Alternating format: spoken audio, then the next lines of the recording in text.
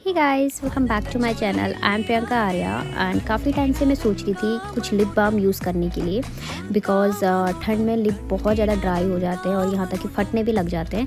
Touch wood मेरे फट तो नहीं रहे बट बहुत ड्राई हो जा रहे हैं, तो इसलिए मेरे को ऐसा था कि कोई न्यू ब्रांड यूज़ करके देखते हैं। तो मैंने कीर्ति सनन का ब्रांड लिया एंड इसके जो लिप बाम है उसकी बहुत हाइप थी कि बहुत अच्छे हैं, बहुत अच्छे, इसलिए मैंने ये मंगा लिए हैं एंड अभी तक मैं यूज़ कर रही हूँ। अभी तो मुझे 2 दिन ही हुए यूज़ करते करते, बट मुझे अच्छे लगे, हाइड्रेट रख रहे हैं आपके लिप्स को। बट इसका रियल रिव्यू मैं आपको बाद में दूँगी। That's it guys, bye bye.